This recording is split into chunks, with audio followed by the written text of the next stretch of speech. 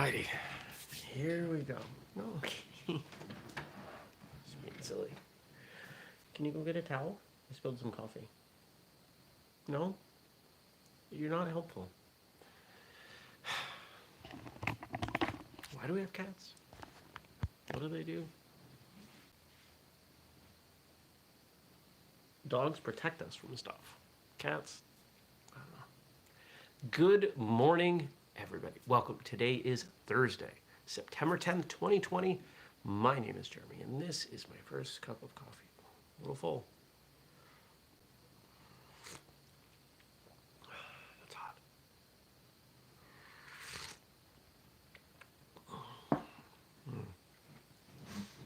Good. Very good. Well, I had a really good Wednesday. Like a really good Wednesday. You know what? I hope I don't jinx it. I've had a phenomenal week. I really have. I've had an incredibly productive and balanced week. I slept like a rock last night, had a great workout at the gym. What else did I do? Made some tasty food. Here's one of my favorite recipes. I don't know about you, but if you're like me, I don't really like Brussels sprouts that much. I think they're gross and weird, but I've found two recipes. Thank you, Stacy. Stacy says, that's awesome. Here's to a strong finish. Thank you. And then somebody served me Brussels sprouts from a grill. Completely different. Game changing. But I don't like just cooking Brussels sprouts on a grill. It takes a while. You got to flip them. So I said, how close to this can I get in the oven? So I put some Brussels sprouts in a glass pan with a couple tablespoons of butter, a whole bunch of salt and pepper, and bake them at 350 for, honestly, a long time, 30, 40 minutes. Honestly, last night's batch was probably 30 minutes. It probably could have done another 10 to 20. Probably could have been closer to an hour. I could probably boost the temperature. I don't know. I haven't done it that many times. But you move every 10, 15 minutes, take a spatula, move them around. And as they bake and they pull the butter in, they're awesome. So if you know Brussels sprouts are good for you and you don't want to eat them because they're gross, try that. Because who doesn't like crunchy, crispy salt and butter? Because that's really what they become. The outsides anyway. It's really good stuff. So did that as well as some homemade salmon burgers on English muffin buns. Ow, that's hot. Well, it's a good thing my robe is basically a towel.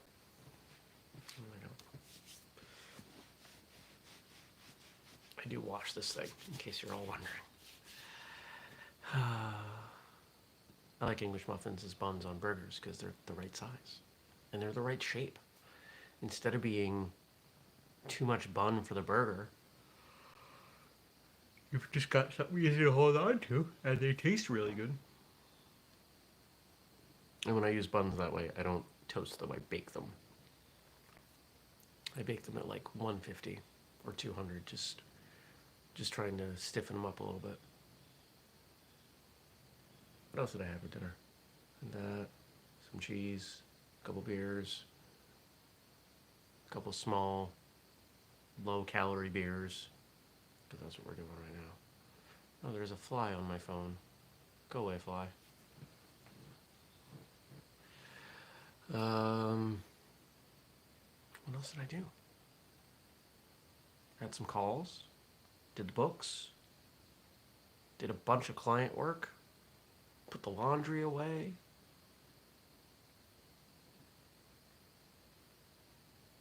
I was outside for something. What did I go outside for?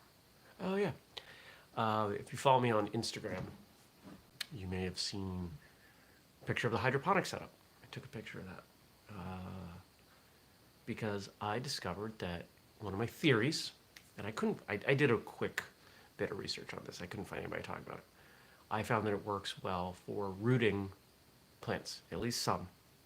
I took a cutting of some mint in the yard and just threw that in one of the slots, and it's got little baby roots started. So went outside and cut a whole bunch of other things to see what will root.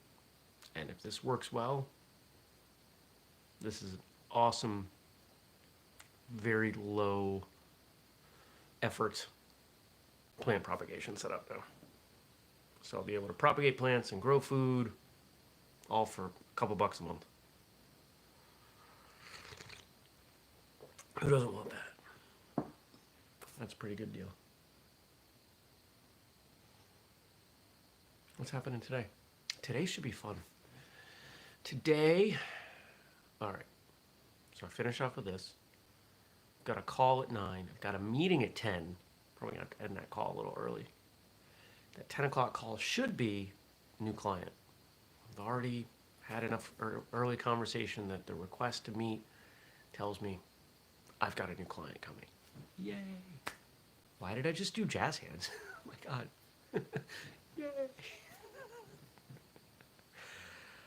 If I ever run for some political office, all my opposition will have to do is just watch this show and just take segments. Just segments of me being ridiculous.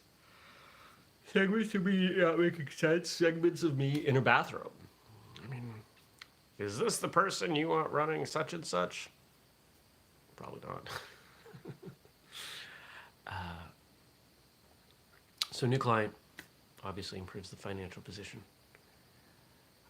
After that, drive north, have an introduction to another new client who makes alcohol. They have a meeting. I get to drink at a meeting with the guy who made the alcohol. That's pretty cool. So in between there, I'll end up at a coffee shop somewhere, probably a Panera, and do a bunch of work. Because being here with this one is not the most productive method for my day. Look at all these people coming in and watching. I hope everybody has a cup of coffee. Or tea, some kind of early morning beverage, whatever you choose. Or if it's not early morning where you are, whatever you're drinking is fine.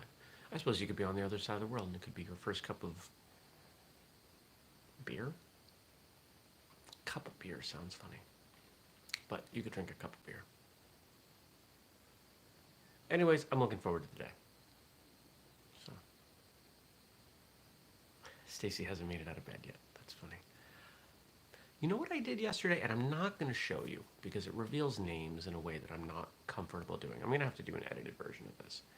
I'm working on a whistlekick organizational chart. I showed it to somebody yesterday. It's crazy.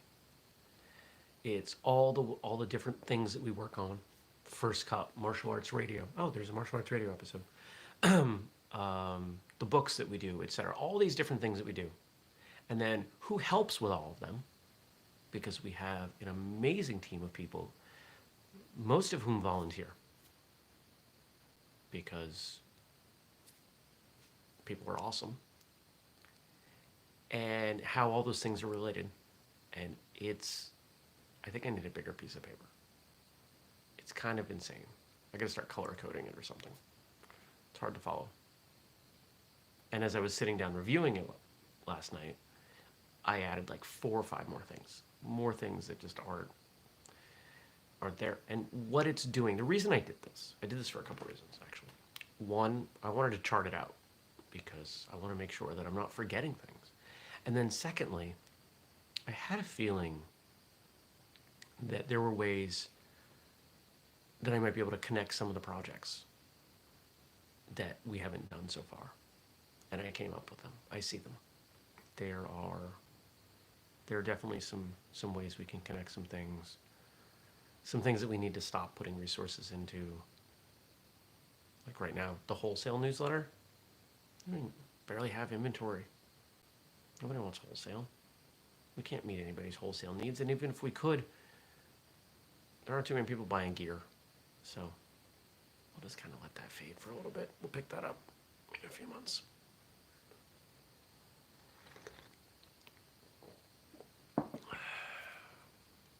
But it was an interesting exercise.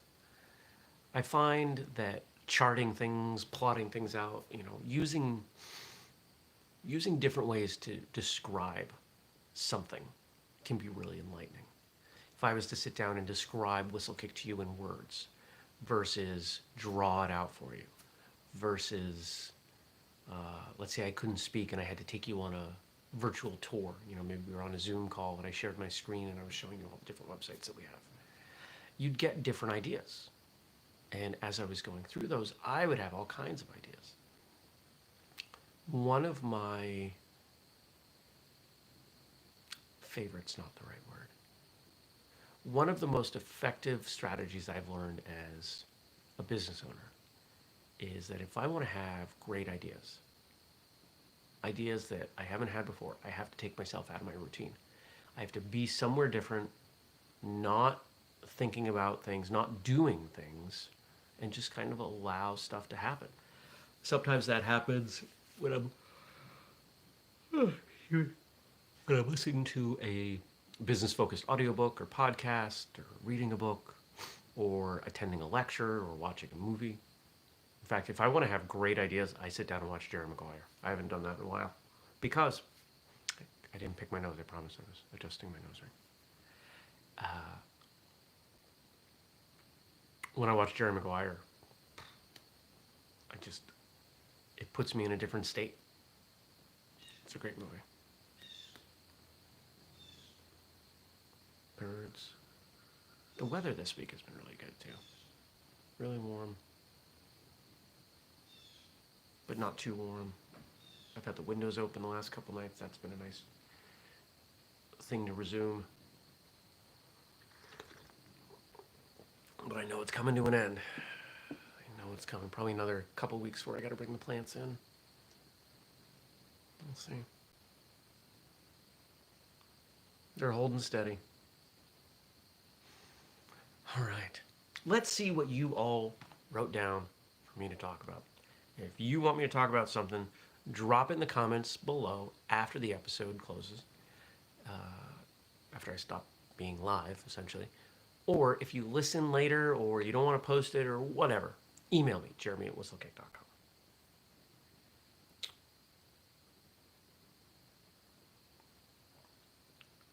There we go. Come on. I should probably reboot this tablet. Oh yeah, episode of Martial Arts Radio. What do we got today? Don't know yet. It's not live yet. It'll probably go live like right as we finish with this. That's usually what's been happening of late. All right, yesterday. No, that's not what I want. Stop trying to show me ads. Go away. Stop. I'm pressing the wrong buttons. There we go.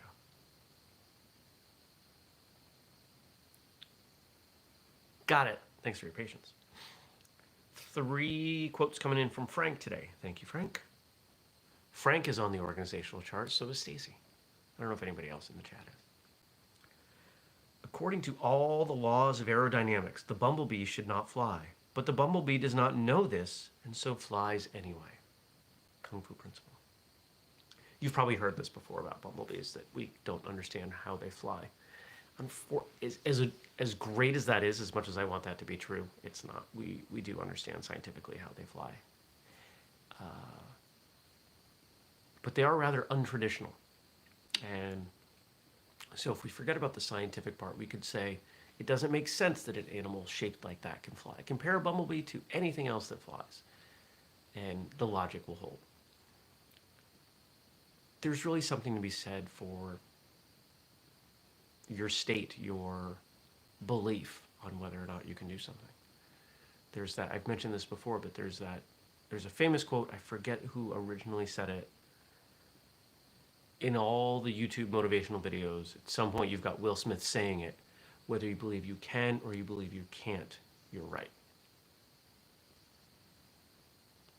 There's the Alice in Wonderland line about believing impossible things. What is it by some days, by lunchtime, I believe over 100 impossible things, something like that. I forget that exact line. I haven't seen Alice in Wonderland in a long time. And then I just brought this up a couple weeks ago. Jay-Z's line from,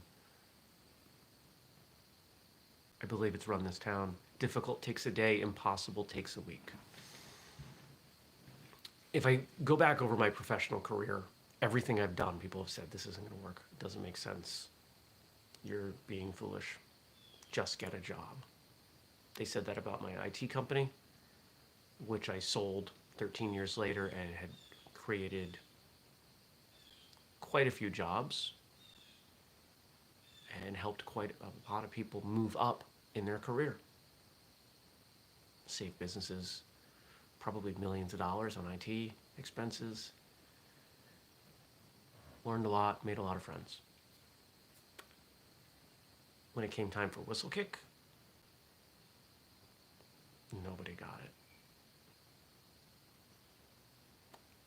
Nobody got it. They did not see what I was trying to do. Well, I don't think it's so hard to see it now. It's taken a while. Taken a lot of time. It's going to keep taking more time. I've got time. I'm 41. My life's not over. Which means this difficult, scientifically impossible thing that I'm trying to do, I don't believe that. I believe it will work. It will work. I have no doubts it will work. You just keep finding another way. You keep pivoting. It's the fight scene at the end of every good action flick where the hero is beaten and bruised or shot and stabbed and somehow finds a way to overcome. We all appreciate that. Even if it's, hiccups. Even if it's not always realistic. We still appreciate that. And now I'm yawning. Come on, buddy. I'm trying to do a show. We like that. We like that underdog story. We like the improbable victor because we all identify with that, at least in some way.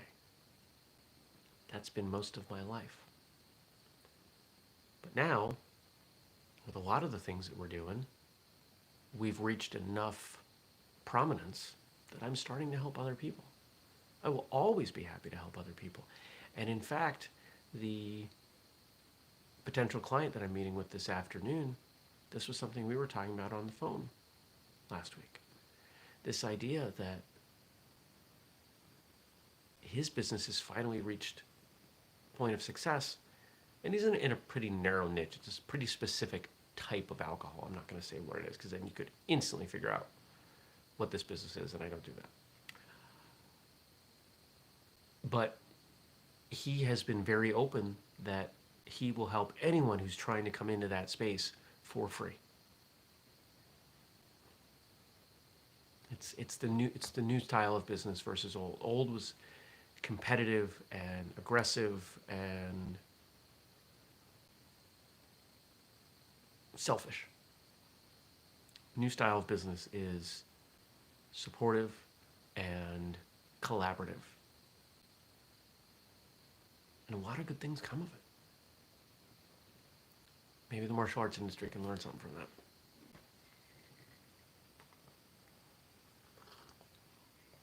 I refer you to last week's episode, last Thursday's episode.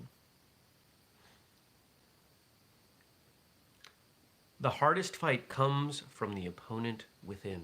Garry Wasson. Who's your biggest critic? It's probably you. I'm my own biggest critic. I set impossibly high standards. I am frequently disappointed. My self-talk, I would never talk to somebody else the way I talk to myself. Now I'm getting better. This is something I've been working on pretty definitively over the last couple years. I'm getting better. But it's something I think we all deal with. Stacy's chiming in. We say things to ourselves that we would never say to another. It's absolutely true. What would it look like? How embarrassed would you be if other people could hear the way you talk to yourself? You're walking down the street, judging yourself, feeling negative and harsh. People would get out of your way. They would not want to be around that toxic negativity, just as you wouldn't want to be around it from someone else. The words you choose in communicating with yourself matter so tremendously. And lately, I've been butting in on other people when they talk about themselves. Here's a great example. Should. I should have done that. It's an incredibly judgmental word. You didn't. Turn that around. I should have gone to the grocery store. It's pretty innocuous, right? But what are you feeling when you say that? You're saying that the way you constructed your day was substandard, inadequate, a failure, whatever word you use there. In hindsight, it would have made more sense for me to go to the grocery store than to sit on the couch or take the dog for a longer walk, etc. Choose those words carefully. What if you can turn your inner voice into a supporter, an asset, a cheerleader? You're doing great. Keep going. You crushed this. I've been trying to do some of that. Try to start the day by saying, today is going to be a great day. And I try to end the day by saying, hey, you really killed it today. And point out some of my successes to myself. Try to bask in some of that. Take some pride. It's not easy, but it's getting easier. And it's shifting my mindset. You can do that too.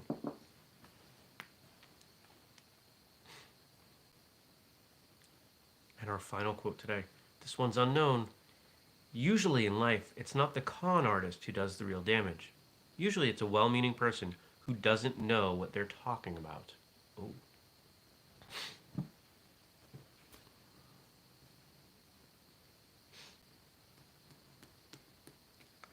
There are two types of people in the world. People who know more than they think they do, and people who know less than they think they do.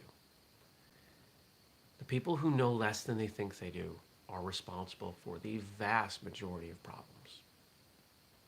Because people who know less than they think they do are the sort who will jump before looking. They just plow forward. They don't tend to care about consequences. And they're far less likely to seek advice and research before taking an action. There was a time in my life where you could describe me in that way. But I started to see, as I hired IT people, the troubles that that caused. And this became one of my major worldviews. I look for people who know more than they think they do. People that I have to encourage, that I have to give them a longer leash.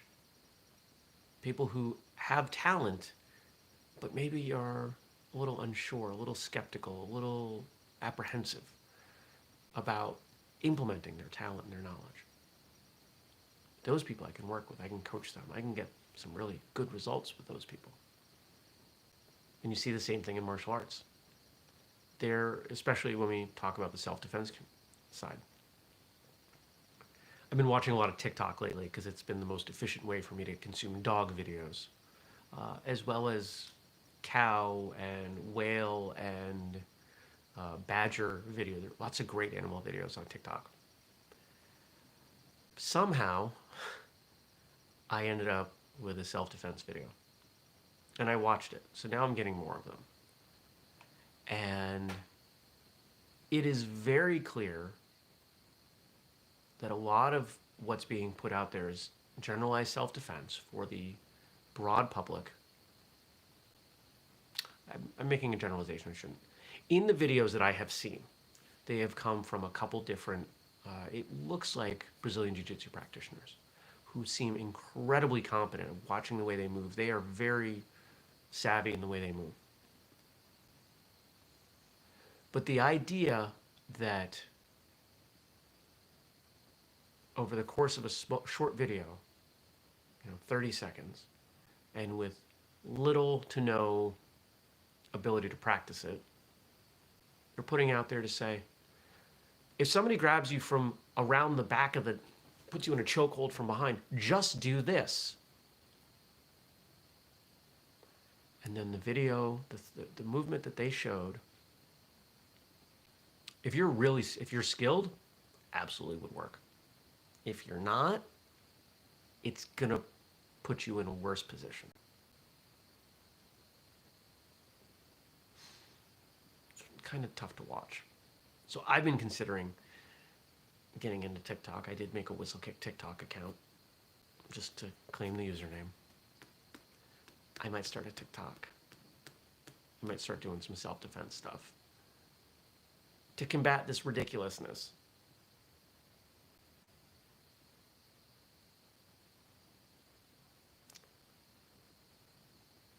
I don't know if I can handle more content, but we gotta have more content. Final thing. This is kind of behind the scenesy, and I'll let you go. One of my calls yesterday was with someone who is going to get involved in the podcast. It looks like for at least 1 or 2 episodes a month, Thursday episodes, I'll be getting a co-host. I'm excited. I'm excited for this new dynamic.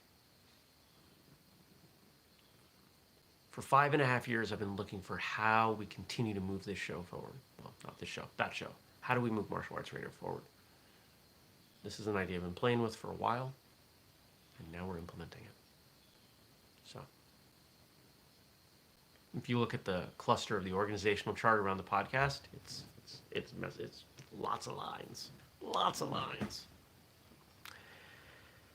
All right, I'm going to go. I hope you have a great day. I hope you will, after the show is over, leave some comments underneath here for me to respond to tomorrow. Tomorrow's Friday. We made it through. Stacy says, oh, that sounds like fun. Can't wait to meet them. Stacy, you know this person. No, it's not me in a mask. It's not me in some special hat. It's not me putting on glasses and pretending to be somebody else. These are my blue blockers, not prescription. What else? I hope you'll consider, I put up some new apparel, very simple, but some new apparel on Monday. Some basic, what we got? A logo tank top, a visor, because it's the end of summer, so why not put up a visor? I think there was one other thing. I think I did 3 things. And you can use code FIRSTCUT15 to save 15%. If you want to support the Patreon, patreon.com/whistlekick. I'm putting mentally I'm putting the finishing touches on the concept for the new show that will be Patreon only. It won't just be random behind the scenes stuff anymore. We've got something solid brewing. And I guess that's it. Thanks for watching. Have a good one. Stay positive. Work on that self-talk. That's your homework. Be kind to yourself. I'll see you tomorrow. Peace.